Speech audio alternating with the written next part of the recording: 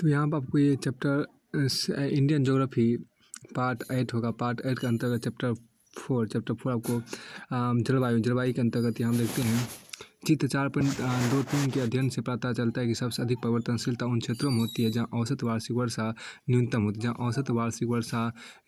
होती है। उदाहरण के आपको गंगानगर गंगानगर जैसलमेर जोधपुर इत्यादि जहाँ औसत वार्षिक वर्षा 20 सेंटीमीटर से भी कम होती है। तो वहाँ वर्षा की परिवर्तनशीलता लगभग 60% से अधिक होती है। इसके विपरीत जहाँ औसत वार्षिक वर्षा 200 सेंटीमीटर से अधिक होती है।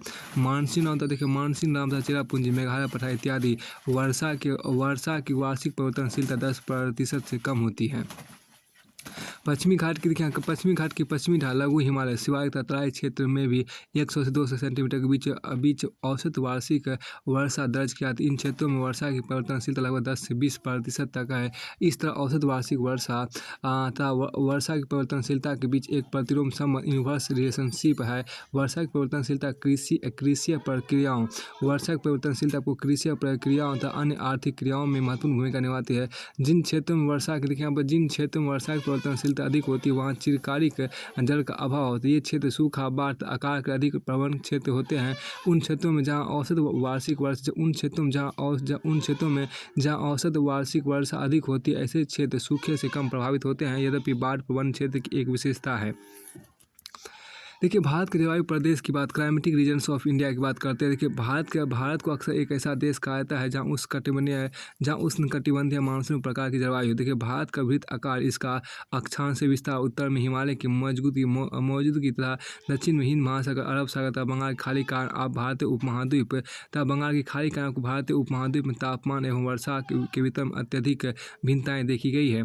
जलवायु विशेषज्ञ भूगोलविदों तथा कृषि के विशेषज्ञ द्वारा भारत को जलवायु प्रदेशों में विभाजित करने के अनेक प्रयास किए गए हैं।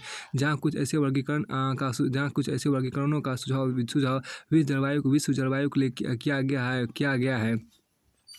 आपके अन्य विशेषज्ञों अन्य का उपयोग किया गया है। अन्य का उपयोग विशेषकर भारतीय परिस्थितियों के लिए किया गया है। भारत का कुछ महत्वपूर्ण जलवायु विभाजन निम्नलिखित विशेषज्ञों के द्वारा किया गया। देखिए H.E. ब्लैकफोर्ड के द्वारा 1889 में, W. कोपेन 1931 1936 में और C.W. थॉर्नथवेट 1931-38 में। L.D. स्टॉर्म तथा W.G. कैंड्रयू 1953 में। फिर देखिए SP चटर्जी 1953 में। G.T. तिवारथा 1954 में। देखिए V.P. सुब्रमण्यम 1956 में। B.L.C. जॉनसन आपको 1969 में। K.L. राव 1971 में। R.L. सिंह आपको 1971 में। भारतीय जलवायु के विभाजन एक क्रमबद्ध अध्ययन पहली बार ब्लैंडफोर्ड आपके यहाँ पे इसको H.E. ब्लैंडफोर्ड बोलते हैं। भारतीय जलवायु के विभाजन का एक क्रमबद्ध अध्ययन आपको पहली बार H.E. ब्लैंडफोर्ड द्वारा 1889 में किया गया। ब्लैंडफोर्ड भारतीय मौसम विज्ञान विभाग MDI के पहले महानिदेशक थे। देखिए ब्लैंडफोर्ड ने यह खोज की कि विश्व भर की जलवायु के सभी प्रकार भारतीय उपमहाद्वीप में मौजूद है। यह वर्गीकरण जो भारत के कुछ स्थानों के तापमान तथा वर्षा पर आधारित है लगभग एक अति सामान्यीकरण ओवर जनरलाइजेशन है। भारतीय जलवायु के कुछ महत्वपूर्ण वर्गीकरण का संक्षिप्त विवरण नीचे दिया गया है। भारतीय जलवायु का कोपेन का वर्गीकरण देखिए। Koppen classification of Indian climate. देखिए कोपेन का वर्गीकरण प्रकृति से आधुनिक एम्पिरिकल है जो जलवायु के आंकड़ों पर आधारित है। कोपेन ने जलवायु प्रदेश के चित्रण के निम्नलिखित कारकों पर विचार किया। पहला देखिए औसत मासिक तापमान आपका। दूसरा देखिए कि औसत मासिक वर्षा है। तीसरा देखिए औसत वार्षिक वर्षा। कोपेन ने मोटे तौर पर देश को 3 मुख्य जलवायु क्षेत्रों में विभाजित किया है। पहला देखिए आपके यहाँ पर आर्द्र जिसको ह्यूमिड बोलते हैं। दूसरा देखिए आपको शुष्क एरिड जिसको बोलते हैं। तीसरा आपके यहाँ पर है अर्ध शुष्क मतलब semi arid CND semi arid जिसको बोलते हैं। शुष्क अर्ध एंड शुष्क मतलब क्या CND जिसे बोलते हैं। अर्ध शुष्क सेमी एरिड C.D। अब इसमें देखिए क्या है कि आपको कि इन जलवायु क्षेत्रों को उप प्रारूपों में विभाजित किया गया है जिसका आधार वर्षा तथा तापमान के वितरण प्रतिरूप में मौसमी परिवर्तनशीलता है। इसके चित्रों SWMFWSC देखिए S capital SW capital MFWSC small तथा H स्मॉल H अक्षरों का इस्तेमाल किया गया। कोपेन के द्वारा दिए गए जलवायु योजना के आधार पर भारत को निम्नलिखित 9 जलवायु प्रदेशों में विभाजित किया गया है। देखिए यहाँ पर आपको भारतीय जलवायु को कोपेन वर्गीकरण यहाँ पर दिया गया, उसको देखिए। देखिए सबसे पहले कोड देखिए, कोड ए कैपिटल डब्ल्यू छोटा एस छोटा। जलवायु का प्रकार देखिए उष्णकटिबंधीय सवाना। विशेषता क्या, उष्णकटिबंधीय सवाना घास मानसूनी पर्णपाती वनस्पति है। और तापमान के सबसे गर्म महीना आपको मई, अधिकतम तापमान 40 डिग्री सेल्सियस और न्यूनतम तापमान 27 डिग्री सेल्सियस। सबसे ठंडे महीना का तापमान 18 डिग्री सेल्सियस से अधिक। दैनिक और वार्षिक तापमान उच्च सीमा। अब क्या वर्षा के दक्षिण देखिए, वर्षा आपको क्या होगा, दक्षिण पश्चिम मानसून से जुलाई से सितंबर तक वर्षा शुष्क ऋतु। भारत के क्षेत्र देखिए, प्रायद्वीपीय भारत, झारखंड, छत्तीसगढ़, उड़ीसा। ये आपको उष्णकटिबंधीय सवाना जो आपको होगा, ये आपको होगा भारत, प्रायद्वीपीय भारत, झारखंड, छत्तीसगढ़, उड़ीसा, आंध्र प्रदेश, तेलंगाना, कर्नाटक, महाराष्ट्र,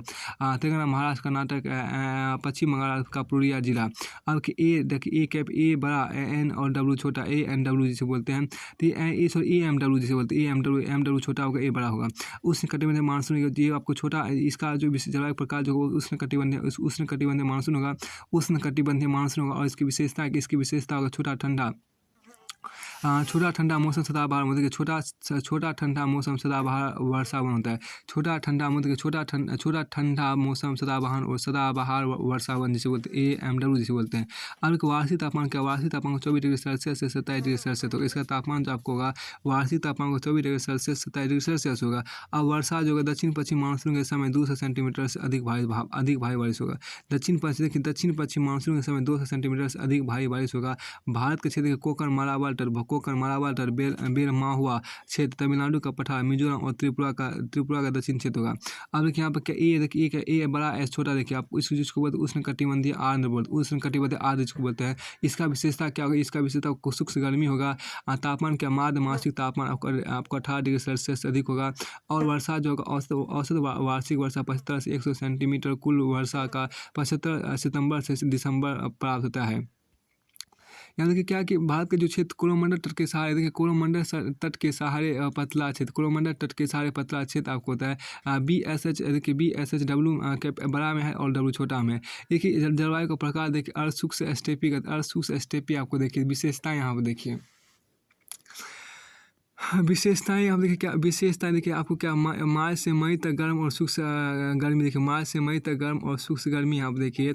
अब के तापमान क्या, तापमान देखिए उच्चतम तापमान 40 डिग्री सेल्सियस है। वर्षा देखिए आप क्या, मौसमी वर्षा जो है वो गर्मी में। अब भारतीय क्षेत्र का कर्नाटक, तमिलनाडु, पूर्वी राजस्थान, गुजरात, दक्षिण पश्चिम हरियाणा के वर्षा छाया क्षेत्र के रूप में आपको यहाँ पर है।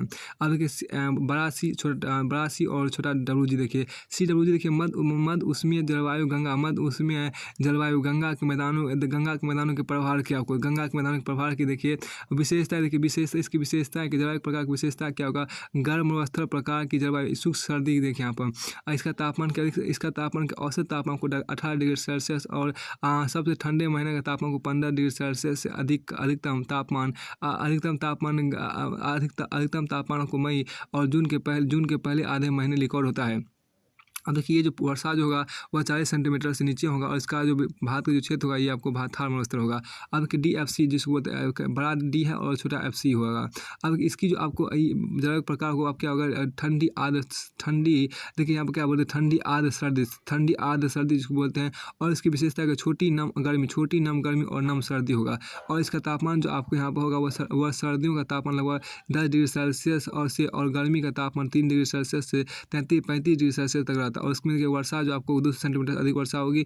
और इसमें आपको सिक्किम, इसके अंतर्गत आपको DFC के अंतर्गत आपको क्या, सिक्किम, हिमाचल प्रदेश, असम और त्रिपुरा मिजोरम आ जाएगा। अब हम देखिए ई में क्या आपको कैपिटल ई जो है ध्रुवीय होगा। इसमें जलवायु प्रकार आपको ध्रुवीय होगा। और विशेषताएं क्या, विशेषताएं जो आपको होगी, वर्ष के अधिकांश भाग में क्षेत्र बर्फ से ढका रहता है। अब देखिए इसका तापमान जो होगा, सबसे गर्म महीने का तापमान 100 डिग्री एवं हिमालय में प्रत्येक 100 मीटर की ऊंचाई पर तापमान 0 डिग्री सेल्सियस से 60 डिग्री सेल्सियस तक गिर जाता है। अब 60 डिग्री सेल्सियस तक गिर जाता है। फिर आपको यहाँ की वर्षा क्या होगा, पर्वतों किनारे पर कम वर्षा और खुले ढालों पर भारी वर्षा होगी। अब भारत के क्षेत्र के जम्मू कश्मीर, ऊंचे पर्वतीय क्षेत्र, हिमाचल प्रदेश, उत्तराखंड अब देखिए यहाँ पे ईटी की बात करें तो उसका कोड क्या होगा, इसका कोड देखिए यहाँ पे ईटी कोड जो आपके यहाँ पे क्या ईटी का जल प्रकार जो होगा वो टुंड्रा होगा। इसका विशेषता क्या होगी, ध्रुवीय, देखिए ध्रुवीय बर्फीली टोपियाँ मिट्टी सैकड़ों मीटर और गहरी वनस्पति जमी होती है, जिसमें देखिए जिसमें काई लिकेन बोना पे लिखली लकड़ी की हारियाँ होती है। देखिए इसकी तापमान क्या होगा, पर्वतों किनारे पर कम वर्षा और खुले दारों पर भारी वर्षा। वर्षा की बात यहाँ देखिए फिर आपको भारत के क्षेत्र क्या, लद्दाख, कश्मीर, हिमाचल प्रदेश, उत्तराखंड के अधिक ऊंचाई वाले स्थान देखिए। एस्टाम देखिए यहाँ पर क्या, एस्टाम तथा कुंडली द्वारा जलवायु वर्गीकरण देखिए। एस्ट्रॉम देखिए हम जो कहा गया आपको क्या, एस्ट्रॉम तथा कैंड्यू द्वारा जलवायु वर्गीकरण देखिए। Climatic division of by Stamp and Kendrew देखिए। Professor LD. एस्ट्रॉम तथा डब्ल्यू सी कैंड्यू ने भारत को अनेक जलवायु क्षेत्रों में विभाजित किया। यह वर्गीकरण स्वेच्छाचारी आर्बिट्रेरी था, अवास्तविक है। एस्ट्रॉम ने जनवरी के महीने में 18 डिग्री सेंटीग्रेड के औसत तापमान की समताप रेखा का उपयोग देश और मोटे तौर पर 2 जलवायु क्षेत्रों में विभाजित करने के लिए किया है। ये है भारत आपको उपोष्ण सब ट्रॉपिकल तथा महाद्वीपीय जलवायु कंटिनेंटल क्लाइमेट से जो इस समताप रेखा के ऊपर में स्थित है, तथा बी देखिए यहाँ पर उष्णकटिबंधीय जलवायु क्षेत्र जो इस समताप रेखा के दक्षिण में स्थित है। अब यहाँ पर क्या किया देखा जा सकता है कि 18 डिग्री सेंटीग्रेड की समताप रेखा कर्क रेखा के लगभग समांतर है। देखिए इन दो जलवायु क्षेत्रों को वर्षा के आधार पर 11 जलवायु प्रदेशों में विभाजित किया गया। पर देखिए यहाँ पर उपोष्णता महाद्वीपीय जलवायु के उपोष्णता महाद्वीपीय जलवायु को निम्नलिखित 5 क्षेत्रों में विभाजित किया गया। पर देखिए आपको हिमालय क्षेत्र देखिए, हिमालय रीजन देखिए, दूसरा उत्तर पश्चिमी क्षेत्र नॉर्थ वेस्टर्न रीजन देखिए, तीसरा आपको शुष्क निम्न भूमि एरिड लॉलैंड देखिए, चौथा आपको सामान्य मध्यम वर्षा का क्षेत्र देखिए, रीजन ऑफ मॉडरेट रेनफॉल देखिए, परिवर्ती क्षेत्र देखिए, ट्रांजिशनल जोन देखिए। आपको बी हम कहाँ क्या कहा गया, उष्णकटिबंधीय क्षेत्र को निम्नलिखित उष्णकटिबंधीय क्षेत्र को निम्नलिखित 6 क्षेत्रों में विभाजित किया गया। पर देखिए आपको अत्यधिक भारी वर्षा के क्षेत्र को region of very heavy rainfall देखिए। दूसरा देखिए भारी वर्षा का क्षेत्र देखिए, रीजन ऑफ हैवी रेनफॉल। अत्यधिक भारी वर्षा का क्षेत्र region of very heavy rainfall. भारी वर्षा से देखिए रीजन ऑफ हैवी रेनफॉल। अब के सामान्य मध्यम वर्षा से देखिए, रीजन ऑफ मॉडरेट रेनफॉल देखिए। कोकण तो कोस्ट हो गया, मालाबार तट हो गया, पाँचवा नंबर फिर आपको छठा तमिलनाडु क्षेत्र हो गया, तमिलनाडु रीजन हो गया। अब उपोष्णता महाद्वीपीय जलवायु देखिए यहाँ पर सब ट्रॉपिकल एंड कॉन्टिनेंटल क्लाइमेट देखिए। उपोष्ण देखिए आपके उपोष्णता महाद्वीपीय जलवायु हम देखिए सब ट्रॉपिकल एंड कॉन्टिनेंटल क्लाइमेट देखिए। पर आपको देखिए हिमालय से देखिए, तथा हिमालयन रीजन देखिए, यहाँ यह जलवायु देखिए, यहाँ यह जलवायु को जम्मू एवं कश्मीर, लद्दाख, हिमाचल प्रदेश और उत्तराखंड के पर्वतीय क्षेत्रों में पाई जाती है। इस जलवायु में ग्रीष्म ऋतु सुहावनी होती है तथा शीत ऋतु में अत्यंत ठंड पड़ती है। तापमान का क्षेत्रीय वितरण अस्त्राकृत ढाल के आकार पर निर्भर करता है। देखिए 2500 मीटर ऊंचाई तक शीत ऋतु में आपको औसत तापमान 4 डिग्री सेंटीग्रेड से 8 डिग्री सेंटीग्रेड के बीच होता है, तथा ग्रीष्म ऋतु में तापमान 12 डिग्री सेंटीग्रेड है, 12 डिग्री सेंटीग्रेड से 18 डिग्री सेंटीग्रेड के बीच होता है। तथा दक्षिण पश्चिम मानसून से गर्मी के मौसम में तथा पश्चिमी गड़बड़ी वेस्टर्न डिस्टर्बेंस में से जाड़े के मौसम में आपको वर्षा दर्ज की जाती है। पूर्व से पश्चिम की ओर वर्षा की मात्रा घट जाती है। उदाहरण के आपको पूर्वी उत्तराखंड में औसत वार्षिक वर्षा 20 सेंटीमीटर से अधिक है, और वहीं जम्मू एवं कश्मीर के पश्चिमी भाग में यह 150 सेंटीमीटर से कम होती है। जाड़े के महीने मतलब दिसंबर से मार्च, जाड़े के महीने दिसंबर से मार्च में हिम वर्षा अधिक तथा लघु हिमालय की समान विशेषता। उत्तर पश्चिमी क्षेत्र देखिए, द नॉर्थ वेस्टर्न रीजन देखिए, यह जलवायु को सतलज नदी के उत्तर पश्चिम में पाई जाती है, जहाँ शीत ऋतु में औसत तापमान लगभग 15 डिग्री सेंटीग्रेड होता है। जनवरी के महीने में औसत न्यूनतम तापमान अमृतसर में यदा हिमांक से नीचे चला जाता है। मई तथा जून के महीने में कभी कभी अधिकतम तापमान 45 डिग्री सेंटीग्रेड को पार कर जाता है। झुलसा देने वाली गर्मी के मौसम में गर्म हवाएं, लू तथा आंधी इस जलवायु क्षेत्र की अन्य विशेषताएं हैं उत्तर पश्चिम क्षेत्र में। अब यहाँ पे एक मैप आपको दिया गया, इस मैप में क्या ये आपको जहाँ पे जो देख रहे हैं, ये आपको आपको क्या स्टॉम्प के जलवायु प्रदेश के अनुसार आपके यहाँ पर दिया गया है मैप। अब के इमेज आपको है। अब यहाँ पर तीसरा उत्तर पश्चिम भारत का सूक्ष्म उत्तर पश्चिम भारत का सूक्ष्म नाम देखिए। उत्तर पश्चिम भारत का सूक्ष्म नाम देखिए the dry plain of north, देखिए द ड्राई प्लेन ऑफ देखिए the dry plain of north west India. देखिए यहाँ पर यह जलवायु, यहाँ देखिए यह जलवायु आपको राजस्थान, कच्छ तथा हरियाणा के दक्षिण पश्चिम भाग में पाई जाती है। इस क्षेत्र में आपको शीत ऋतु का तापमान आपको 15 डिग्री सेंटीग्रेड से 25 डिग्री सेंटीग्रेड के बीच होता है। लेकिन यदा कदा मई तथा जून के महीने में अधिकतम तापमान 47 डिग्री सेंटीग्रेड से अधिक हो जाता है। देखिए वर्षा, देखिए औसत वार्षिक वर्षा आपको 25 सेंटीमीटर से कम होती है। मुख्यतः जून तथा अगस्त के महीने में होती है, जिसे सामान्य मौसम कहा जाता है, जिसे सामान्य वर्षा का मौसम कहा जाता है। अब देखिए सामान्य या मध्यम वर्षा का क्षेत्र देखिए, सामान्य और मध्यम वर्षा का क्षेत्र देखिए एरियाज ऑफ मॉडरेट रेनफॉल। देखिए यह जलवायु को पंजाब हरियाणा दिल्ली जलवायु पंजाब हरियाणा दिल्ली पश्चिमी उत्तर प्रदेश पश्चिमी तथा उत्तरी उत्तर पश्चिमी बिहार तथा उत्तर पश्चिमी झारखंड में पाई जाती है। इस क्षेत्र में आपको औसत वार्षिक वर्षा 100 से 150 सेंटीमीटर के बीच होती है। यहाँ पे कुल वार्षिक वर्षा का 90% सामान्य वर्षा के मौसम के दौरान दर्ज किया जाता है। देखिए यह वर्षा दक्षिण पश्चिम मानसून के बंगाल की खाड़ी धारा से होती है। जनवरी का औसत तापमान 15 डिग्री सेंटीग्रेड है। जुलाई का औसत अधिकतम तापमान 40 डिग्री सेंटीग्रेड से अधिक होता है। देखिए परिवर्तित क्षेत्र देखिए जिसको बोलते हैं ट्रांजिशनल जोन। देखिए यहाँ पर यह जलवायु पूर्वी उत्तर प्रदेश उत्तर पश्चिमी बिहार तथा उत्तर पश्चिमी झारखंड में पाई जाती है। इस क्षेत्र में औसत वार्षिक वर्षा 100 से 150 सेंटीमीटर तथा 90% वर्षा बंगाल की खाड़ी से आने वाली मानसून में होती है। जनवरी का औसत तापमान 15 डिग्री सेंटीग्रेड तक था। जुलाई का अधिकतम औसत तापमान 40 डिग्री सेल्सियस। देखिए यहाँ पर क्या जनवरी का औसत तापमान 15 डिग्री सेल्सियस तथा जुलाई का अधिकतम औसत तापमान 40 डिग्री सेल्सियस रहता है।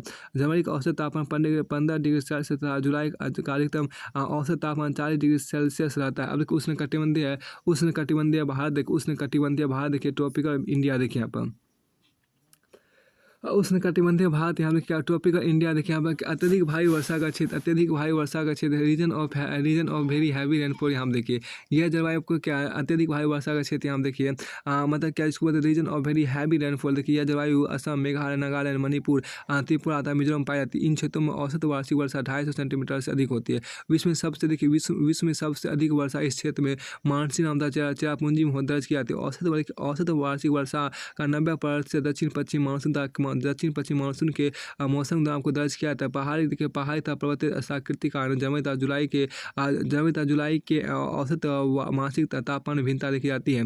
भारी वर्षा से रीजन ऑफ हैवी रेनफॉल। देखिए यह जलवायु पश्चिम बंगाल, उड़ीसा, झारखंड तथा आंध्र प्रदेश में के पूर्वी भाग में पाई जाती है। इस क्षेत्र में औसत वार्षिक वर्षा 100 से 200 सेंटीमीटर के बीच होती है। पूर्व से पश्चिम की ओर वर्षा में समान रूप से कमी आती जाती है। जनवरी का औसत तापमान 15 डिग्री सेंटीग्रेड से अधिक होता है। वहीं जून तथा जुलाई के महीने में आपको लगभग 30 डिग्री सेंटीग्रेड तापमान दर्ज किया जाता है। अब हम देखिए क्या कि सामान्य या मध्यम वर्षा क्षेत्र देखिए रीजन ऑफ मॉडरेट रेनफॉल। देखिए यह जलवायु क्षेत्र को पश्चिमी घाट के पूर्व में स्थित है तथा इसमें गुजरात दक्षिण पश्चिम मध्य प्रदेश, महाराष्ट्र, कर्नाटक, तेलंगाना तथा आंध्र प्रदेश का अधिकांश भाग शामिल है। अब चूंकि यह पश्चिमी घाट के वृष्टि छाया क्षेत्र में स्थित है, इसलिए यह क्षेत्र आपको कम वर्षा प्राप्त लगभग 75 सेंटीमीटर आपको कम वर्षा प्राप्त करता है, मतलब लगभग 75 सेंटीमीटर। अब जनवरी तथा जुलाई के महीने में औसत तापमान क्रमशः 18 डिग्री सेंटीग्रेड तथा 32 डिग्री सेंटीग्रेड होता है। अब कोकण तट कोस्ट देखिए यहाँ पर इस जलवायु क्षेत्र का विस्तार तापी नदी के मुहाने से लेकर गोवा तक आपको औसत वार्षिक वर्षा आपको 200 सेंटीमीटर से अधिक होती है, जिसमें 90% दक्षिण पश्चिम मानसून के अरब सागर की धारा से प्राप्त होती है। देखिए जनवरी का औसत तापमान 24 डिग्री सेंटीग्रेड के लगभग होता है तथा जुलाई का औसत तापमान लगभग 27 डिग्री सेंटीग्रेड होता है। देखिए औसत वार्षिक तापमान 3 डिग्री सेंटीग्रेड से 6 डिग्री सेंटीग्रेड के बीच होता है। जो तटता विषुवत रेखा से दूरी पर निर्भर करता है। समान रूप से वार्षिक तापमान दक्षिण से उत्तर की ओर बढ़ता है। अब के मालाबार क्षेत्र जिसको बोलते हैं मालाबार तट को बोलते हैं मालाबार कोस्ट। देखिए यह जलवायु क्षेत्र गोवा था कैमोरिन अंतरीय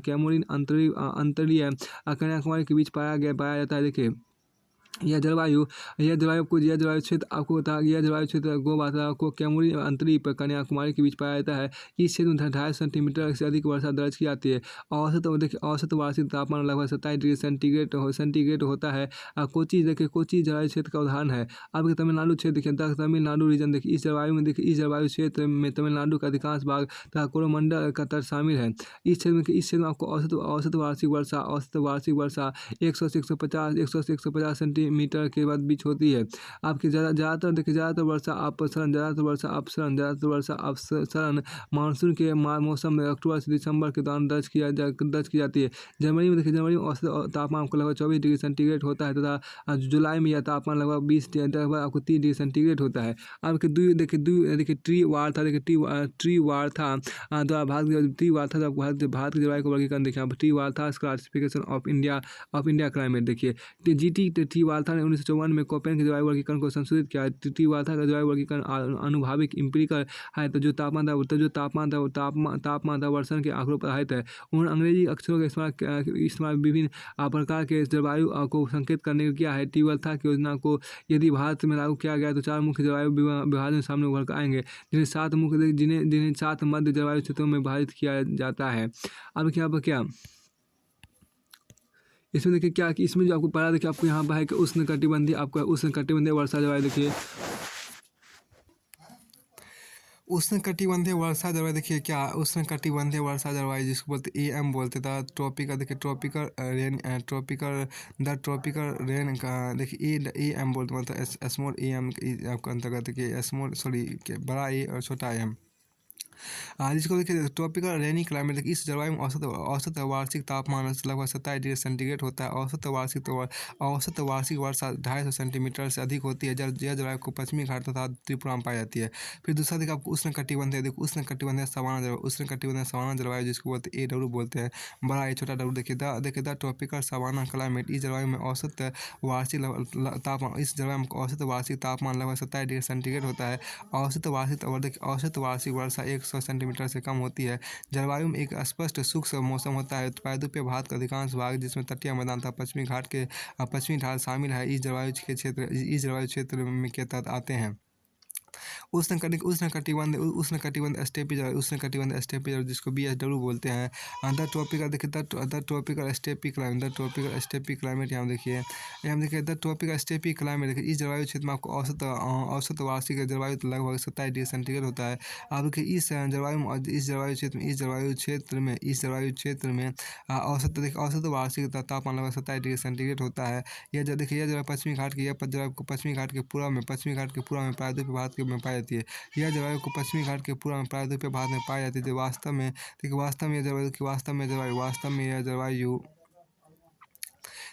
में यह जलवायु को पश्चिमी घाट का विशिष्ट छाया क्षेत्र है, जिसमें महाराष्ट्र, तेलंगाना, आंध्र प्रदेश, कर्नाटक तथा तमिलनाडु शामिल है। अब उपोष्ण स्टेपी जलवायु क्या बोलते हैं, BSH बोलते हैं छोटा BS हो गया क्या बड़ा में, जिसको अंग्रेजी उपोष्ण स्टेपी जलवायु बोलते हैं। देखिए सब ट्रॉपिकल स्टेपी क्लाइमेट देखिए क्या, एक अर्ध शुष्क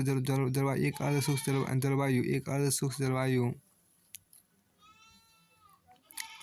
देखिए अब एक अर्ध शुष्क जलवायु जो है जिसका कुछ विस्तार गुजरात, पूर्वी राजस्थान तथा दक्षिणी हरियाणा में है। इस जलवायु क्षेत्र में औसत वार्षिक तापमान आपको लगभग 27 डिग्री सेंटीग्रेड होता है। जबकि जनवरी का औसत तापमान आपको 15 डिग्री सेंटीग्रेड होता है। यह पूर्वी देखिए यह पूर्वी घाट का यानी क्या कि इसमें वार्षिक आपको एक मिनट फिर देखिए वार्षिक तापमान अधिक होता है। औसत वार्षिक वर्षा 60 से 75 सेंटीमीटर के बीच आपको होता है। इसमें जो आपको कहा गया ये देखिए इस जलवायु के क्षेत्र में औसत वार्षिक तापमान लगभग 27 डिग्री सेंटीग्रेड होता है, जबकि जनवरी का औसत तापमान लगभग 15 डिग्री सेंटीग्रेड होता है। अब एक उष्णकटिबंधीय है, अब हम उष्णकटिबंधीय शुष्क जलवायु जो जिसको BWH बोलते हैं, द ट्रॉपिकल एड क्लाइमेट। यह जलवायु अरावली के पश्चिम में पाई जाती है इसका विस्तार आपको थार्मोस्फीयर में है। देखिए मई तथा जून के महीने में औसत अधिकतम तापमान मई तथा जून के महीने देखिए में आपको देखिए बीरबल में क्या था कि यह जलवायु आपको बीरबल मतलब आपको क्या किया उष्णकटिबंधीय शुष्क जलवायु क्या उष्णकटिबंधीय शुष्क जलवायु क्या थी। यह जलवायु अरावली के पश्चिम में पाई जाती है। इसका विस्तार आपको थार्मोस्फीयर में मई तथा जून के महीने में औसत अधिकतम तापमान यदा कदा 48 डिग्री सेंटीग्रेड से अधिक हो जाता है। औसत वार्षिक वर्षा 25 डिग्री सेंटीमीटर से कम होती है। आपको कम होती है। इस देश में सबसे निम्नतम वर्षा इस जलवायु में गंगानगर जिले के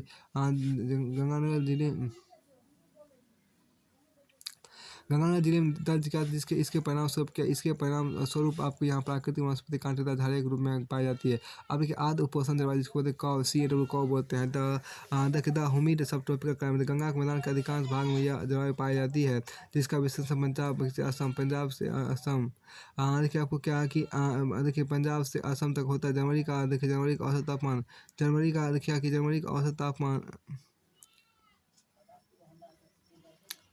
जनवरी का औसत तापमान को कितना 18 डिग्री सेंटीग्रेड से कम होता है, जबकि ग्रीष्म ऋतु का तापमान ग्रीष्म ऋतु का औसत अधिकतम तापमान आपको कितना आपको होता है 45 डिग्री सेंटीग्रेड को पार कर जाता है।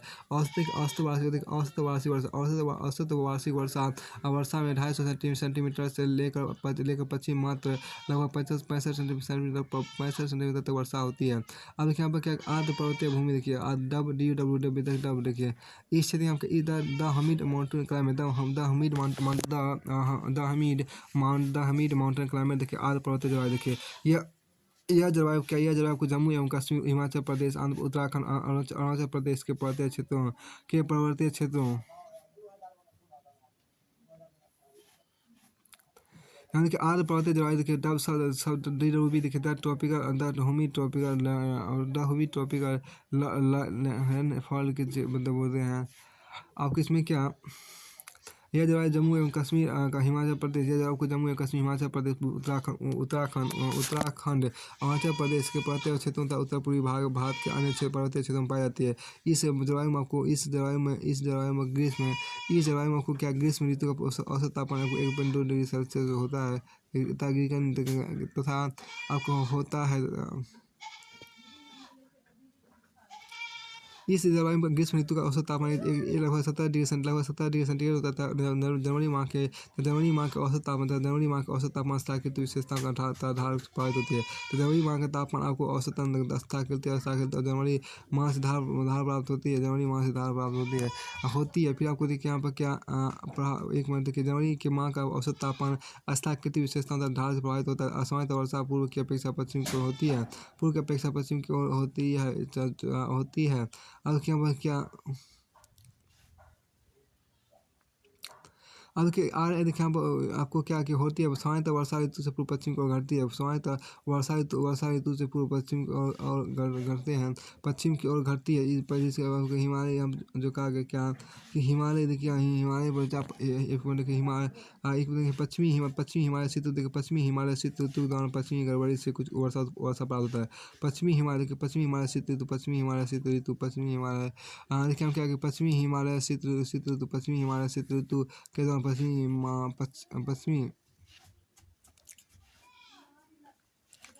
क्या कि पश्चिमी हिमालय तथा विश्व शांति हाँ पश्चिमी हिमालय शीत ऋतु दौरान पश्चिमी गड़बड़ी से कुछ वर्षा प्राप्त होती है। फिर आपको आगे हम देखिए RL सिंह का क्या है।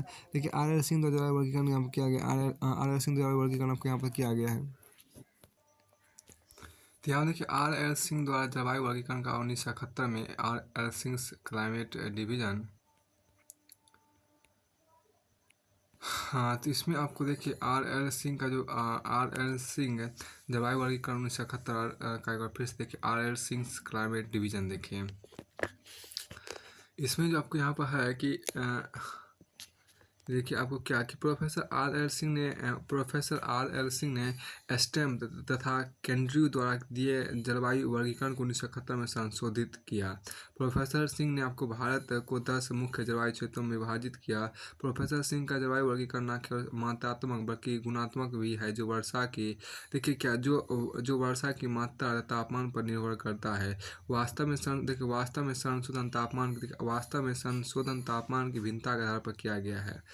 फिर प्रोफेसर सिंह के वर्गीकरण का एक संक्षिप्त विवरण निम्नलिखित आर्द्र उत्तर पूर्वी जलवायु, आर्द्र उत्तर पूर्वी जलवायु द हुमिड नॉर्थ ईस्ट क्लाइमेट। देखिए इस जलवायु के तहत उत्तर पूर्वी भारत का संपूर्ण भाग आपको त्रिपुरा को छोड़कर सिक्किम तथा पश्चिम बंगाल तथा उत्तर पश्चिमी भाग आता है। देखिए इस जलवायु में औसत वार्षिक वर्षा 200 सेंटीमीटर से अधिक होती है।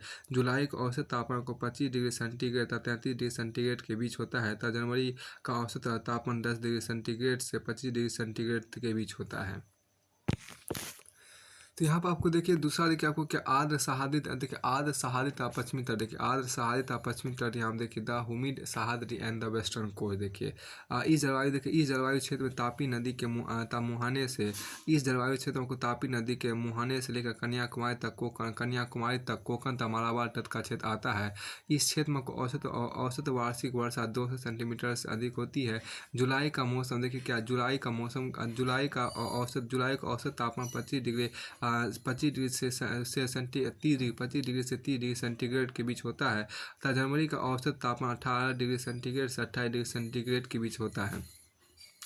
तीसरा देखिए आपको आर्द्र दक्षिण पूर्व देखिए द हुमिड साउथ ईस्ट। देखिए यह जलवायु पश्चिम बंगाल, झारखंड और छत्तीसगढ़ तथा ओडिशा के अधिकांश भाग में तथा आंध्र प्रदेश के कुछ भाग में पाया जाता है।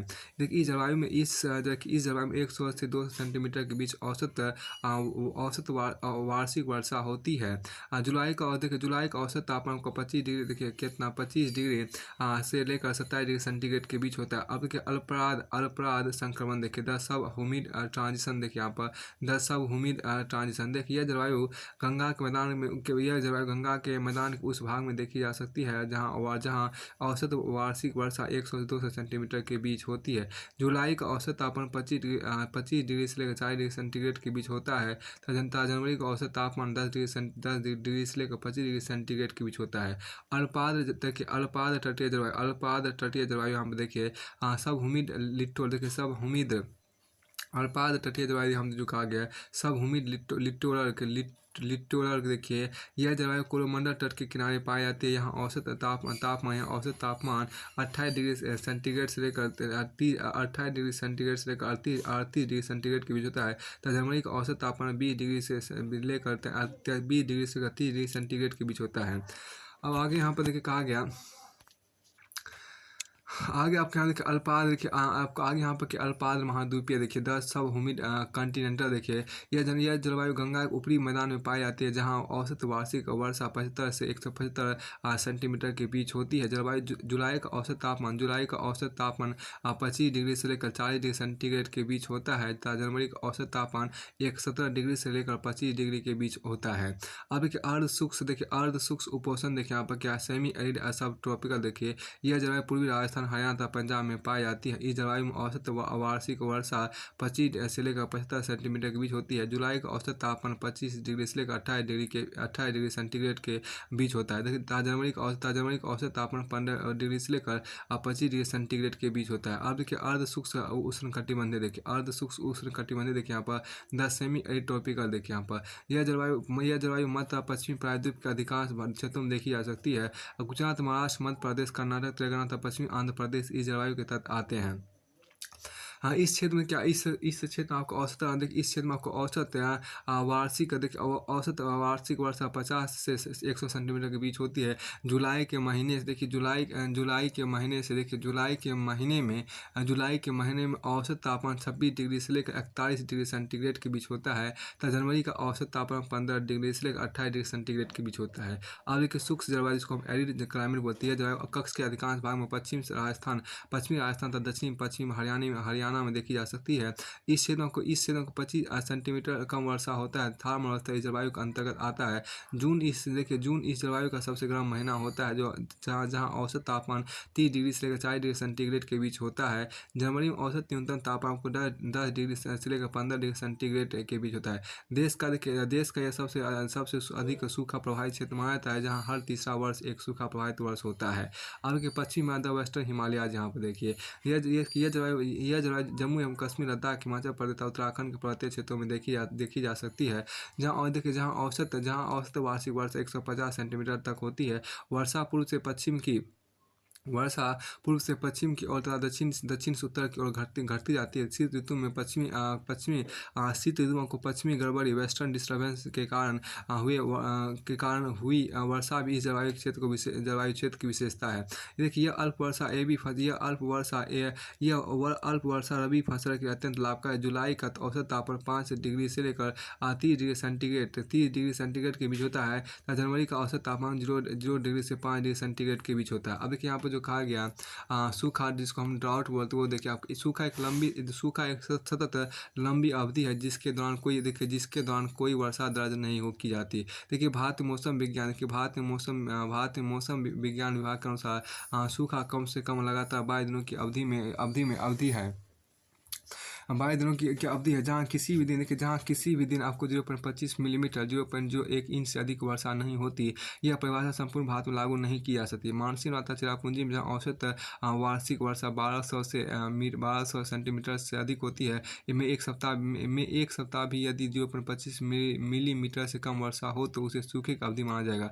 सामान्य रूप से 60 सेंटीमीटर से वार्षिक वर्षा दर्ज करने वाले क्षेत्र, जिसमें वर्ष की परिवर्तनशीलता 20% से अधिक होती है, भारत का सूखा प्रबंध क्षेत्र कहलाता है। देखिए वे क्षेत्र जहाँ वर्षा की परिवर्तनशीलता 20 से 60% के बीच होती है, जैसे राजस्थान, अरावली के पश्चिम भाग का तथा पश्चिमी घाट के पूर्व का भाग।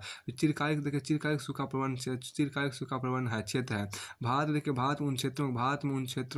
में उन क्षेत्रों में सूखा अक्सर देखा जा सकता है, जहाँ औसत वार्षिक वर्षा 60 सेंटीमीटर से कम होती है। देखिए इसकी परिवर्तनशीलता 20% से अधिक होती है, बशर्ते वहाँ नलकूपों द्वारा सिंचाई की सुविधा नहीं हो। देश के ज़्यादातर भाग में वर्षा की परिवर्तनशीलता 25% से अधिक होती है, तथा इसलिए देश का 60% से अधिक भाग सूखा प्रबंध क्षेत्र है।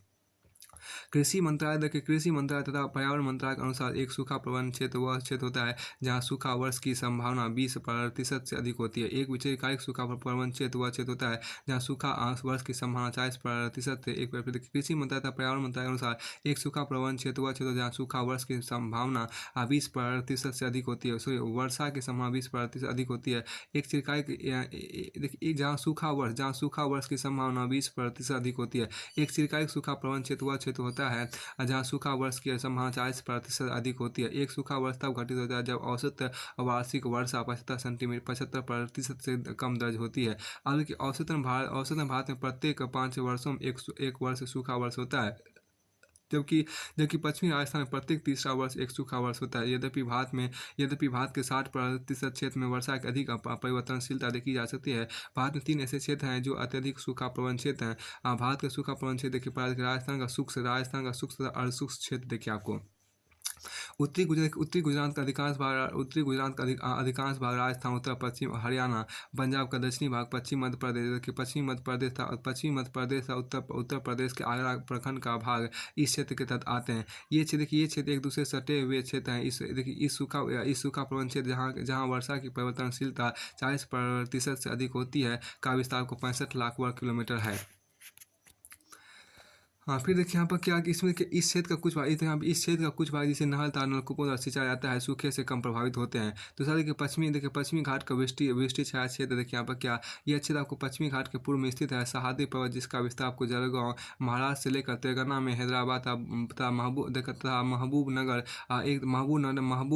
तक, कर्नाटक में बीजापुर, गुलबर्ग तथा रायचूर तक तमिलनाडु में कोयम्बटूर, मदुरई, सलेम तथा रामनाथपुरम तक होता है। इस क्षेत्र में देखिए वर्षा की परिवर्तनशीलता, इस क्षेत्र में आपको वर्षा की परिवर्तनशीलता 30-40% के बीच होती है। और देखिए इसी क्षेत्र में पिछले दशक में कई हज़ार किसानों ने आत्महत्या की है। देखिए अन्य सूखा प्रबंधन क्षेत्र, देखिए देश के विभिन्न भागों में कई ऐसे काफ़ी एकाकी खंड है जिनका क्षेत्रफल लगभग 1 लाख वर्ग किलोमीटर है जो सूखा प्रबंधन क्षेत्र है। इन क्षेत्रों में आपको ओडिशा के कालाहांडी क्षेत्र, जो पश्चिम बंगाल का पुरुलिया जिला, झारखंड का पलामू पठार, मिर्जापुर पठार तथा बुंदेलखंड, उत्तर प्रदेश का बाघेलखंड, मध्य प्रदेश तथा तमिलनाडु के कोयम्बटूर, मदुरई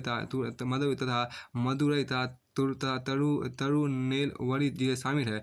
देखिए सूखा आवर्तक भौतिक घटनाएं था। मध्यकाल में इसके कारण स्थिति गंभीर थी। 20वीं सदी कुछ गंभीर सूखे का देखिए 20वीं सदी के कुछ गंभीर सूखे का विवरण नीचे दिया गया। अब यहाँ पर एक खास बात आपको देखिए कहा गया क्या कि 1965-66 में महाराष्ट्र में पड़ा सूखा, 1966-67 में बिहार में पड़ा सूखा, 1996-97 में कालाहांडी में पड़ा सूखा था, तेलंगाना, आंध्र प्रदेश, कर्नाटक तथा पश्चिमी तमिलनाडु में निरंतर वर्षा कमी के कारण पिछले दशक में अनेक किसानों ने आत्महत्या की है।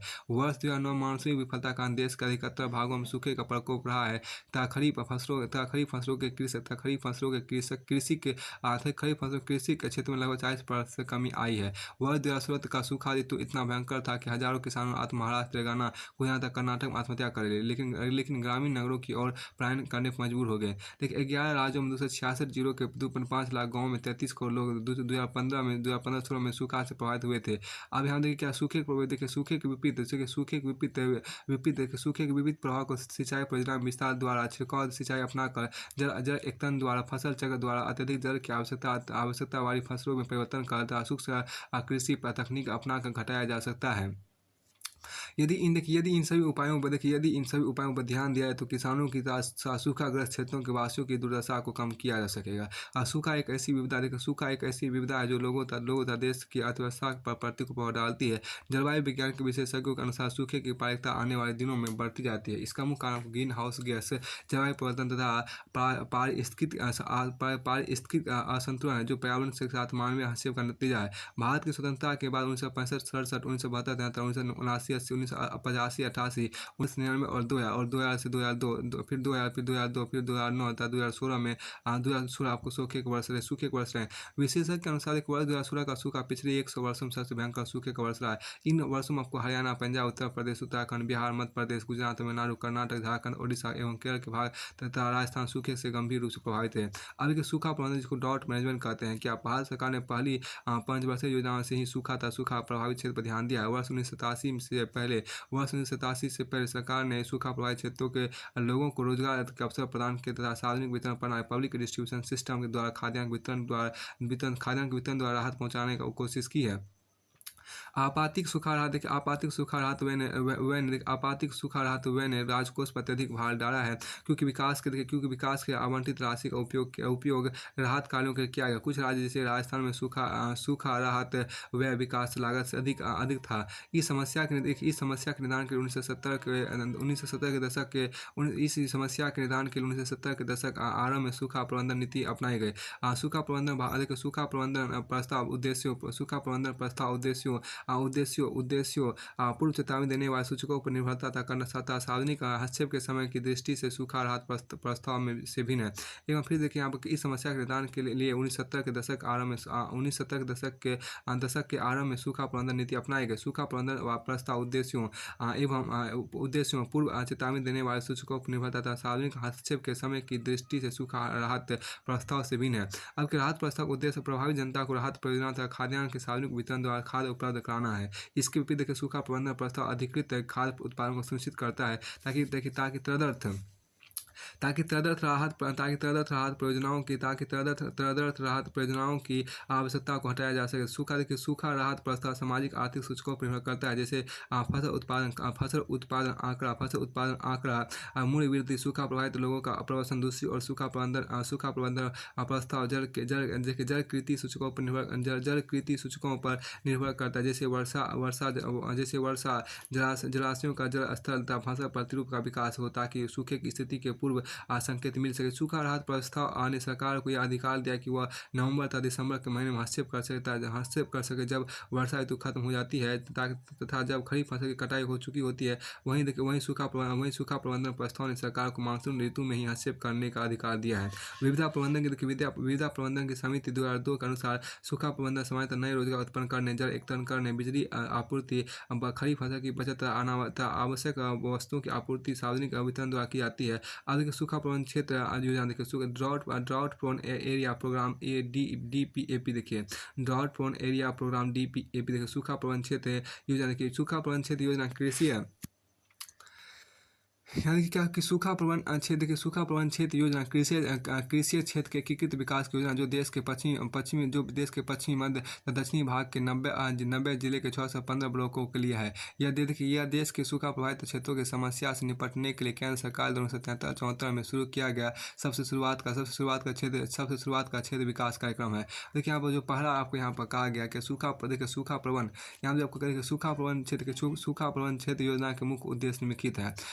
आपको कृषि भूमि देखिए, कृषि भूमि तथा कृषि भूमि जल तथा पशुधन संसाधन का विवेकपूर्ण तथा वैज्ञानिक उपयोग देखिए, कृषि भूमि जल तथा पशुधन संसाधन का विवेकपूर्ण तथा वैज्ञानिक उपयोग देखिए। दूसरा देखिए सूखा प्रबंधन क्षेत्रों के लोगों की आय को बढ़ाना स्थिर करना, खासकर समाज के कमजोर वर्ग में, तथा पारिस्थितिकी संतुलन को पुनः स्थापित करना। इस योजना के कुछ महत्वपूर्ण तत्व निम्नलिखित है। देखिए क्या एकीकृत जल विभाजन प्रबंधन तथा जल संसाधन प्रबंधन। दूसरा देखिए मृदा तथा आर्द्रता संरक्षण उपाय। फिर आपको तीसरा यहाँ पर क्या वन रोपण जहाँ सामाजिक एवं कृषि वानिकी को विशेष बल दिया जाता हो। फिर देखिए चौथा आपके यहाँ पर क्या गोचर भूमि तथा वन प्रबंधन का भेड़ पालन के संयोजन के साथ विकास। पांचवा देखिए आपके क्या पशुधन विकास तथा डेयरी विकास। फसल प्रतिरूपक पुनर्संरचना तथा फसल प्रतिरूपों की पुनर्संरचना तथा सम वैज्ञानिक प्रक्रियाओं में परिवर्तन देखिए। फसलों के वैज्ञानिक चक्र को अपनाया जाना तथा हरी खाद, दलहन, लेग्यूमिनस फसलों पर बल।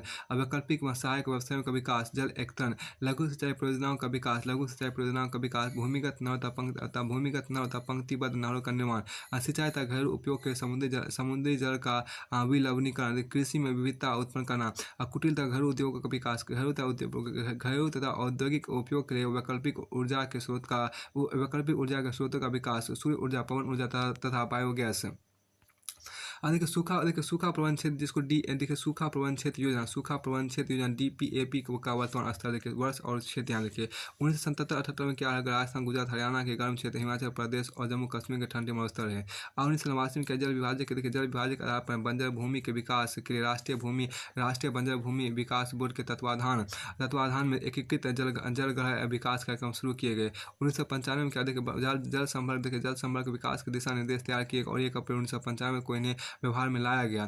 फिर 2001 और 2003 में क्या जल संभल विकास के दिशा निर्देश का नाम बदलकर हरियाली दिशा निर्देश कर दिया गया। 2008 में क्या है जल संभल के विकास के कार्यक्रम के समान दिशा निर्देश 1 अप्रैल 2008 से प्रभावी बना दिया गया।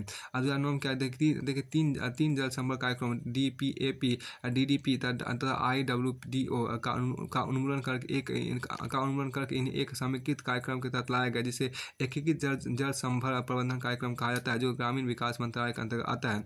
यदि इन उपायों को लागू किया जाए तो देश के सूखा प्रबंधन क्षेत्रों के लोगों की दुर्दशा को कम किया जा सकेगा। सूखा प्रबंधन क्षेत्र योजना की कुछ महत्वपूर्ण उपलब्धियां हैं। इंदिरा गांधी नहर परियोजना, सरदार सरोवर परियोजना, नर्मदा, केंद्रीय सूक्ष्म अनुसंधान संस्थान जोधपुर, जिसके द्वारा सूखा प्रतिरोधी पौधों, वृक्षों तथा फसलों के विकास को प्रोत्साहन किया जाता है। अब देखिए बाढ़ की बात, यहाँ फ्लड की बात यहाँ पर की गई। देखिए फ्लड बाढ़ तब आती है जब वर्षा शीर्ष वाहिका रिवर चरण की क्षमता से अधिक हो जाती है। इसके कारण प्राकृतिक रूप से अत्यधिक वर्षण, हिमपात, बर्फ का पिघलना, तटीय क्षेत्रों में तूफानों की लहरें, बांधों का फटना या फिर मानव निर्मित संरचनाओं की विफलता, नगरीकरण जिससे घुसपैठ अवरोध कम हो जाता है, तथा अभियांत्रिकी कार्यों जैसे भूमि अफवाह तंत्र या फिर नदियों के तटबंधों को सीधा करना है। देखिए जब नदी का पानी अपने किनारे पार करके आसपास के क्षेत्रों में फैल जाए तो उसे बाढ़ कहते हैं। देखिए बाढ़ अफवाह बेसिन के जलीय चक्र का एक महत्वपूर्ण भाग है। देखिए वास्तव में सूखा तथा बाढ़ जलीय चक्र की दो चरम सीमाएं। वास्तव में सूखा तथा बाढ़ जलीय चक्र की दो चरम सीमा है। जहाँ सूखा वर्ष की विफलता का कारण होता है, वहीं बाढ़ सामान्यतः अत्यधिक वर्षा का कारण आती है। देखिए इस तरह बाढ़ एक प्राकृतिक आपदा नेचुरल हैजार्ड है जो भारी वर्षा के कारण आपको आती है। देखिए जो एक महाविपदा डिजास्टर तक बन जाती है। देखिए जब यह जानमाल को भारी क्षति पहुंचाती है। अब देखिए बाढ़ के कारण कॉजेज ऑफ फ्लड। देखिए बाढ़ आने के निम्न 3 मुख्य कारण पड़ा। देखिए मौसम विज्ञान संबंधी कारक, दूसरा देखिए भू आकृति वैज्ञानिक कारक, तीसरा देखिए आपको मानव उद्भवी कारक। देखिए यहाँ पर मौसम विज्ञान संबंधी कारक यहाँ पर क्या मेट्रोलॉजिकल कॉलेज। देखिए यहाँ पर मेट्रोलॉजिकल मौसम विज्ञान संबंधी कारक। देखिए मेट्रोलॉजिकल कॉलेज में भारी वर्षा, उष्ण कटिबंधीय चक्रवात का हिमपात तथा बादलों का फटना शामिल है। भारत में अधिकतर बाढ़ भारी वर्षा के कारण आती है, खासकर दक्षिण पश्चिम मानसून के मौसम में। भू आकृति वैज्ञानिक कारक। देखिए जियोमॉर्फिक कॉलेज। देखिए जैसे नदी का विस्तृत अफवाह क्षेत्र, नदी के मार्ग का हल्का तथा निम्न ढाल तथा अपर्याप्त अफवाह कारण भारत को ऊपरी मैदान तथा तटीय मैदान में बाढ़ आती है। देखिए जुलाई 2006 में जोधपुर बाड़मेर तथा बीकानेर में बाढ़ मुख्यतः बादलों के फटने तथा इस क्षेत्र में अपर्याप्त अफवाह तंत्र कारण आई थी। मानवोद्भवी कारक आपको एंथ्रोपोजेनिक कॉज के में वन क्षेत्र तथा चारागाह का अतिक्रमण, स्थानांतरित कृषि, अवैज्ञानिक फसल चक्र, बांधों तथा तटबंधों का फटना, नगरीकरण तथा नदी के तल में घरों का निर्माण शामिल है। ये कारक देश में आई अनेक बाढ़ के लिए जिम्मेदार है। जुलाई 2005 में मुंबई में आई बाढ़ का मुख्य कारण नदी के जलमार्ग में घरों तथा संरचनाओं का निर्माण था। देखिए भारत के बाढ़ प्रबंधन क्षेत्र। देखिए flood prone areas of India. देखिए भारत के कुल भौगोलिक क्षेत्र 329 मिलियन हेक्टेयर का लगभग 40 मिलियन हेक्टेयर बाढ़ पर से बाढ़ प्रवण मतलब फ्लड प्रोन क्षेत्र है। भारत के बाढ़ प्रबंधन क्षेत्रों को चित्र 4.28 में अंकित किया गया है। 4.28 देखने से पता चलता है कि देश के विभिन्न भागों में बाढ़ प्रबंधन क्षेत्र बिखरे हुए। ये क्षेत्र भारी वर्षा वाले क्षेत्रों से लेकर अल्प वर्षा वाले क्षेत्रों तक आपको है। बाढ़ असम। देखिए बाढ़ असम, पश्चिम बंगाल, बिहार, उत्तर प्रदेश, हरियाणा तथा पंजाब में वर्षा ऋतु के दौरान एक आवर्तक विशेषता है। पूर्व तटीय मैदान कश्मीर की घाटी तथा बंगाल की खाड़ी एवं खंबात की खाड़ी, अरब सागर में बहने वाली नदियों की निचली धारा में भी बाढ़ देखी जा सकती है। भारत में बाढ़ प्रभावित क्षेत्र निम्नलिखित है। पहले देखिए गंगा नदी बेसिन, दूसरा आपको ब्रह्मपुत्र नदी बेसिन, तीसरा देखिए पंजाब तथा हरियाणा के बाढ़ के मैदान देखिए, चौथा आपको देखिए तटीय मैदान के बाढ़ प्रबंधन क्षेत्र देखिए। अब यहाँ देखिए क्या कि इसमें जो कहा गया गंगा बेसिन। देखिए गंगा नदी बेसिन यहाँ देखिए ये गंगा नदी बेसिन देखिए यहाँ पे यह नदी बेसिन लगभग 8,61,416 किलोमीटर के क्षेत्रफल में फैला हुआ है। गंगा तथा इसकी सहायक नदियाँ उत्तराखंड, हिमाचल प्रदेश, हरियाणा, उत्तर प्रदेश, बिहार, पश्चिम बंगाल, झारखंड, छत्तीसगढ़, मध्य प्रदेश तथा राजस्थान को अप्रवाहित करती है। इसके बाईं ओर की बड़ी सहायक नदियाँ शारदा, काली, गोमती, घाघरा, गंडक, कोसी तथा महानंदा। वहीं इसके दाहिनी ओर की उसके दाहिनी ओर की नदियाँ आपको देखिए वहीं इसके दाहिनी ओर की नदियाँ यमुना, चंबल, बेतवा, सिंध। देखिए सिंध देखिए आपको क्या बेतवा, सिंध, केल, सोन तथा दामोदर। इस वृत्त यहाँ पे क्या इस तरह वृत्त हिमालय तथा उत्तरी प्रायद्वीप भारत से गंगा एवं उसकी सहायक नदियाँ वृत्त मात्रा में जल ढोती है। देखिए ये नदियाँ बारिश के मौसम में भारी वर्षा कारण तथा बसंत एवं ग्रीष्म ऋतु में बर्फ पिघलने के कारण अपने अफवाह क्षेत्र के मध्य और निचले भाग में बाढ़ लाती है। कोसी को बिहार का स्लो बिहार का है। देखिए उत्तराखंड में 16 जून 2013 को अचानक बादल फटने के कारण आपको भागीरथी में मंदाकिनी, अलकनंदा तथा उनकी सहायक नदियों में भयंकर बाढ़ आई, जिसकी लपेट में केदारनाथ, रामबाड़ा, गौरीकुंड, जोशीमठ, रुद्रप्रयाग, श्रीनगर जैसे प्रमुख स्थलों को भारी क्षति पहुंची। बड़ी संख्या में जानमाल की हानि भी हुई। अब आगे यहाँ पर कहा गया इसमें देखिए क्या कि देश के कुल बाढ़ प्रबंधन क्षेत्र का 22% भाग उत्तर प्रदेश में है। इसकी नदियों के जलमार्ग छिछले होते जा रहे हैं, खासकर अपने मध्य एवं निचले भाग में। भारी वर्षा का इन नदियों का पानी अपने तट को पार कर निकटवर्ती खादर भूमि को जलमग्न कर देता है। देखिए बिहार में बाढ़ मुख्यतः उत्तरी भाग में आती है, जहाँ बाढ़ का आना बारिश के मौसम एक वार्षिक प्रक्रिया है। बूढ़ी गंडक, बागमती, कोसी तथा महानंदा का निचला भाग अपने तटों को पार कर नीचे की ओर स्थित खादर क्षेत्रों को जलमग्न कर देती है। वर्ष 2009 में देखिए वर्ष 2009 कोसी नदी में आई बाढ़ से बिहार के सहरसा मधेपुरा 8 में आया था बाढ़ सत्य। देखिए वर्ष 2009 कोसी नदी में आई बाढ़ से बिहार के सहरसा मधेपुरा खगड़िया जैसे प्रमुख नगर तथा सैकड़ों गाँव जलमग्न हो गए, जिससे भारी जान माल की नुकसान हुआ। पश्चिम बंगाल के दक्षिणी तथा मध्य भाग प्राय दक्षिण पश्चिम मानसून के मौसम में जलमग्न हो जाते हैं। देखिए बारिश के मौसम को महानंदा भागीरथी अजयता दामोदर बंगाल का शोक में अक्सर बाढ़ आ जाती है। देखिए दामोदर वैली कॉर्पोरेशन डीवीसी के गठन के बाद भी नदियों में यदा कदा बाढ़ आ जाती है। अब की राय देखिए और बाढ़ के उत्तरदायी क्षेत्र के मिलियन हेक्टेयर में हम देखते उत्तर प्रदेश में आपको 7.34 मिलियन हेक्टेयर क्षेत्र बाढ़ से प्रभावित है, बिहार में आपको 4.26 हेक्टेयर बाढ़ से प्रभावित है और पंजाब में आपको 3.70 मिलियन हेक्टेयर से प्रभावित है, राजस्थान आपको 3.26 मिलियन हेक्टेयर से प्रभावित है, असम में आपको 3.15 मिलियन हेक्टेयर से प्रभावित है। इस तरह ये डाटा उतना जरूरत है आपके आगे चलिए आपको आगे देखिए ब्रह्मपुत्र नदी बेसिन देखिए ब्रह्मपुत्र नदी बेसिन की बात यहाँ पर भारत की नदियों में जल का सबसे अधिक प्रकोप ब्रह्मपुत्र नदी में देखा गया है।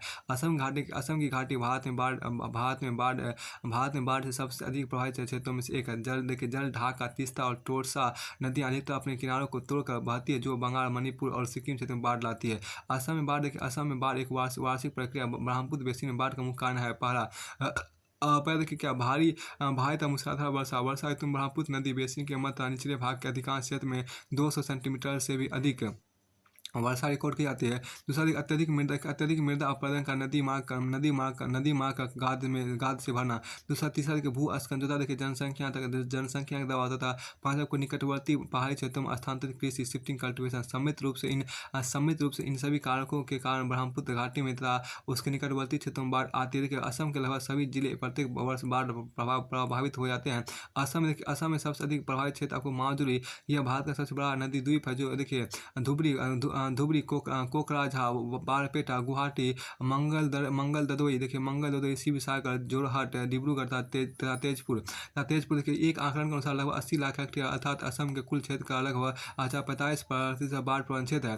पंजाब तथा हरियाणा के बाढ़ के मैदान देखिए यहाँ पर यह क्षेत्र आपको भारत में अल्प वर्षा दर्ज करने वाला क्षेत्र है। यद्यपि इन क्षेत्रों में निम्न वर्षा दर्ज की जाती है, लेकिन इसके बावजूद लेकिन इसके बावजूद ये क्षेत्र बाढ़ से प्रभावित हो जाते हैं। लेकिन क्योंकि यहाँ सतह पर अफवाह तंत्र जल निकास तंत्र अपर्याप्त रूप से विकसित नहीं है। पंजाब तथा हरियाणा में बारिश के कारण बारिश के पानी का जमाव हो जाता है। अपर्याप्त जल निकासी की व्यवस्था के कारण यह क्षेत्र जलमग्न हो जाता है। सतलज ब्यास घग्गर तथा मार्कंड में प्रतिवर्ष बाढ़ दर्ज की जाती है। देखिए हम पंजाब तथा हरियाणा में बाढ़ के मुख्य कारण है आपको लघु हिमालय तथा शिवकालिक में वनों उन्मूलन। देखिए दूसरा नदियों के ऊपरी भाग में मृदा अपरदन में वृद्धि, जिसके कारण आपको नदी के तल अवसादों से भर जाते हैं। नदियों के बेट खादर क्षेत्रों में संरचनाओं का निर्माण। चौथा आपको अवैज्ञानिक भूमि उपयोग है। फिर देखिए फसल प्रतियोगिता फसल चक्र तथा आपको प्राकृतिक अफवाह सड़कों रेलवे तथा मानव संसाधनों के निर्माण द्वारा अवरोधन। पंजाब हरियाणा तथा राजस्थान के घग्गर मैदान में बाढ़ प्रायिक है। घग्गर नदी एक मौसमी नदी है। पंजाब तथा हरियाणा को पार करने के बाद इस नदी का मार्ग राजस्थान के बालू टिब्बों में विलुप्त हो जाता है। कश्मीर घाटी में बाढ़ का कारण आपको झेलम नदी है। ताबी नदी जम्मू में बाढ़ का मुख्य कारण है। 2004 में राकस झील से वृत्त मात्रा में पानी छोड़े जाने के कारण हिमाचल प्रदेश के कई क्षेत्रों में बाढ़ की आशंका बन गई। अब तटीय मैदान के बाढ़ प्रवण क्षेत्र यहाँ पर ओडिशा, आंध्र प्रदेश, तमिलनाडु, केरल, महाराष्ट्र तथा गुजरात के तटीय मैदान इस क्षेत्र के तहत आते हैं। महानदी गोदावरी, कृष्णा तथा कावेरी नदियों के निचले भाग में बाढ़ अत्यधिक उग्र रूप धारण कर लेती है। इन नदियों के तल छिछले होते हैं, जो उनके अप्रभाव क्षेत्र में भारी वर्षा के कारण जलमग्न हो जाते हैं। इन क्षेत्रों में पेड़ों के अंधाधुंध कटाई के कारण मृदा अपरदन अर्थात नदियों के तल में अवसाद भरने की प्रक्रिया अधिक त्वरित हो गई है। विहित ज्वार के समय नर्मदा तथा तापी नदियों के मुहाने में भी बाढ़ आ जाती है। बंगाल की खाड़ी तथा अरब सागर में उष्णकटिबंधीय चक्रवात के समय समुद्री लहरों के आगे की ओर समुद्री लहरों के आगे की ओर बढ़ने से तटीय क्षेत्र आपको जलमग्न हो जाते हैं। सुनामी के कारण जैसा कि 26 दिसंबर 2004 को देखा गया, तटीय क्षेत्रों में जान माल की भारी नुकसान पहुंचा। तो देखिए पश्चिमी तटीय मैदान की छोटी तथा तेज गति से बहने वाली नदियां बाढ़ के समय अत्यधिक नुकसान पहुंचाती है। अब देखिए बाढ़ वर्षा से हानि 1953 तक एक डाटा यहाँ पर आपको दिया गया है। देखिए प्रभावित क्षेत्र है मिलियन हेक्टेयर, सबसे प्रभावित क्षेत्र मिलियन हेक्टेयर में आपको देखिए ये उतना इंपॉर्टेंट है, उसको देख लिया जाएगा। आगे हम चलिए क्या कि इसमें देखिए आपको कि यह ध्यान रखिए, ये जो डाटा आपको यहाँ पर दिया गया है भारी बाढ़ वर्षा से हानि का जो डाटा 1953 अगर ये इंपॉर्टेंट उसके बाद हम देख लेंगे, फिलहाल के छोड़ दिया जाए। अब आगे हम क्या यह ध्यान देने योग है कि यहाँ देखिए क्या कि यह ध्यान देने योग है कि 2015 की बाढ़ में सर्वाधिक नुकसान मकानों मतलब कितना 3,95,991 मकानों को नुकसान पहुंचा और फसलों में कितना बहुत हुआ तो करोड़ कितना 1,70,1,70,000 नहीं बल्कि 17,043.927 करोड़ का नुकसान हुआ ये फसलों में। और हालांकि 1978 में सर्वाधिक जनसंख्या 17,450 प्रभावित हुई थी। अब देखिए बाढ़ नियंत्रण तथा प्रबंधन देखिए फ्लड कंट्रोल एंड मैनेजमेंट यहाँ देखिए भारत सरकार तो इस दिशा में उठाए गए मुख्य कदम संक्षेप में निम्नलिखित है। देखिए बाढ़ का पूर्वानुमान देखिए और फ्लड फोरकास्टिंग देखिए केंद्रीय जल आयोग ने नवंबर 1958 में बाढ़ का पूर्वानुमान लगाना शुरू किया था, जब पहली बार दिल्ली के पुराने रेलवे पुल के निकट एक पूर्वानुमान केंद्र की स्थापना की गई।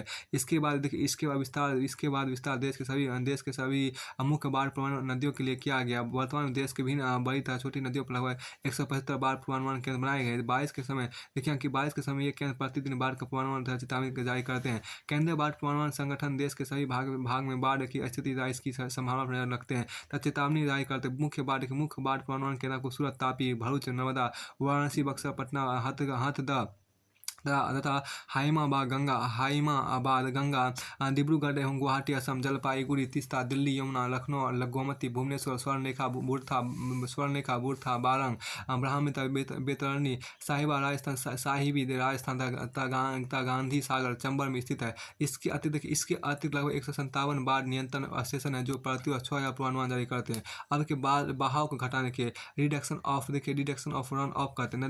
नदी बहाव घटाना बाढ़ नियंत्रण का एक प्रभावी तरीका है। देखिए सतही जल के अंत अस्यदन को धरातल में बढ़ाकर वाह को घटाया जा सकता है। देखिए नदियों के अप्रवाह क्षेत्र में वनरोपण एक अत्यंत प्रभावी कदम है जिसके द्वारा वाह को नियंत्रित किया जा सकता है। जल के परिसरवन को बढ़ाया जा सकता है। देखिए यहाँ पर देखिए बांध जलाशयों का निर्माण देखिए construction of dams and reservoirs देखिए क्या बाढ़ पर नियंत्रण बांध तथा जलाशयों के निर्माण द्वारा भी किया जा सकता है। बाढ़ के समय वित्त मात्रा में जल को रोके रखने की क्षमता रखता है तथा इससे बाढ़ के खतरे को कम किया जा सकता है। देखिए बांध के जलाशय में जमा किए गए पानी की नियंत्रित स्थिति में छोड़ा जा सकता है जो नदी वाहिका के ढोने की क्षमता पर निर्भर करता है। बाढ़ को नियंत्रित करने के लिए दामोदर, कोसी, सतलज, रिहंद, महानदी, कृष्णा, कावेरी, चंबल, नर्मदा, तापी तथा साबरमती नदियों पर बांध बनाए गए हैं। तो देखिए बाढ़ का नियंत्रण देखिए बाढ़ स्तर पर नियंत्रण देखिए क्या कंट्रोल ऑफ फ्लड लेवल्स देखिए क्या बाढ़ स्तर को नियंत्रित करने के अनेक कदम उठाए गए हैं। इन कदमों में नदियों के जलमार्ग में सुधार तथा उन्हें सही दिशा प्रदान करना तथा बाढ़ का विपथन शामिल है। अब तटबंधों का निर्माण देखिए जिसको बोलते हैं कंस्ट्रक्शन ऑफ एम्बैंकमेंट देखिए यहाँ पर तटबंधों के निर्माण को बाढ़ नियंत्रण अत्यंत प्रभावी है। केंद्रीय जल आयोग तथा बाढ़ नियंत्रण आयोग की स्थापना के बाद तटबंधों के निर्माण में वृद्धि हुई है। बाढ़ नियंत्रण आयोग की स्थापना के बाद 12,000 किलोमीटर से भी लंबे तटबंधों का निर्माण किया गया। देखिए ज्यादातर ये तटबंध ब्रह्मपुत्र, गंगा, यमुना, सतलज, ब्यास, रावी, महानदी, कोसी, गोदावरी, कृष्णा तथा कावेरी नदी के किनारे निर्मित किया गया है। अब कि बाढ़ के मैदान को वलित करना फ्लड प्लान जोनिंग देखिए फ्लड प्लान जोनिंग। अब यहाँ पर क्या देखिए बाढ़ के मैदान को वलित करना मतलब जोनिंग बाढ़ प्रबंधन का एक प्रभावी तरीका है। यह बाढ़ के मैदान में भूमि उपयोग के संबंध में सूचनाओं पर आधारित है। कुछ क्षेत्र अन्य क्षेत्रों की अपेक्षा अधिक बाढ़ प्रबंधन क्षेत्र होते हैं। नदी जलमार्गों के निकट भवनों, फैक्ट्री आदि का निर्माण वर्जित है। यदा कदा बाढ़ग्रस्त होने वाले कुछ क्षेत्रों को कुछ वर्षों बाद हरित मेखला के तहत रखा जाता है। यहाँ सामाजिक वानिकी एक प्राथमिकता देखिए अन्य उपाय देखिए यहाँ पर अदर मेजर्स की बात यहाँ पर की गई है। देखिए देखिए अब क्या बाढ़ नियंत्रण उपाय, देखिए बाढ़ नियंत्रण आयोग द्वारा निम्नलिखित अतिरिक्त उपायों के सुझाव दिए गए हैं। पहला देखिए पहाड़ी क्षेत्रों में आपको अंधाधुंध वृक्षों को काटने पर प्रतिबंध है। दूसरा देखिए मुख्य नदियों के किनारे 1 किलोमीटर के क्षेत्र को सुरक्षित रखना जहाँ वित्त स्तर पर वन रोपण किया जा सके तथा जहाँ कृषि एवं घरों का निर्माण वर्जित हो। तीसरा देखिए नदियों के तल का नियमित रूप से तल आकर्षण है। चौथा देखिए राष्ट्रीय जल ग्रिड का गठन जिसके द्वारा बाढ़ के पानी को सूक्ष्म क्षेत्रों में अपवर्तित किया जाएगा एवं जलाशयों में जमा किया जाएगा। पांचवा देखिए जलग्रस्त क्षेत्रों के उपयुक्त अफवाह नहरों के निर्माण तथा छठा देखो क्या तटीय क्षेत्रों में ज्वार भाटा एवं आगे बढ़ती समुद्र की लहरों से बचाने के लिए प्रभावी उपाय ढूंढ निकालना। अब देखिए बाढ़ नियंत्रण कार्यक्रम नीति देखिए बाढ़ नियंत्रण कार्यक्रम तथा नीति देखिए flood control programme and strategy देखिए यहाँ पर 1954 में विध्वंस 1954 के विध्वंस से बाढ़ के 1954 के विध्वंस से बाढ़ के बाद 1954 के विध्वंस के बाद के 1954 की विध्वंस बाढ़ के बाद राष्ट्रीय बाढ़ नियंत्रण कार्यक्रम की शुरुआत की गई। इस कार्यक्रम में 3 चरण है जिसका वर्णन संक्षिप्त रूप में पहला देखिए आपको तत्कालिक चरण क्या है, द इमीडिएट फेज आपको देखिए यह चरण 2 वर्षों के लिए है तथा इसमें निम्नलिखित कदम शामिल है। देखिए मूल जलीय आंकड़ों का एकत्रीकरण था तत्कालिक बाढ़ नियंत्रण उपाय जैसे कि तटबंध का निर्माण, नदी जलमार्ग में सुधार तथा असुरक्षित गाँवों को बाढ़ असर से बचाना। दूसरा देखिए लघु अवधि चरण देखिए द शॉर्ट टर्म फेज देखिए यह चरण अगले 5 वर्षों के लिए है। इस चरण में निम्नलिखित उपायों को बल दिया जाता है। सतही अफवाह विस्तार, प्रभावी बाढ़ स्तर से असुरक्षित गाँव को बचाना, उन्हें स्थानांतरित करना। मोड़ नहरों का निर्माण, तटबंधों तथा बाढ़ के समय उपयोग ऊंचे उठे चबूतरों का निर्माण। अब एक तीसरा दीर्घ अवधि चरण जिसको बोलते हैं द लॉन्ग टर्म फेज देखिए आप इस समय बांधों तथा जलाशयों का निर्माण, बड़ी मोड़ नहरों का निर्माण, भूमि उपयोग में सुधार के लिए उठाए गए उपयुक्त कदम तथा मुख्य नदी एवं उसकी सहायक नदियों के अफवाह क्षेत्र में भूमि संरक्षण शामिल है। देखिए देश में बाढ़ की समस्या को देखते हुए भारत सरकार ने राष्ट्रीय बाढ़ आयोग नेशनल फ्लड कमीशन का गठन किया है।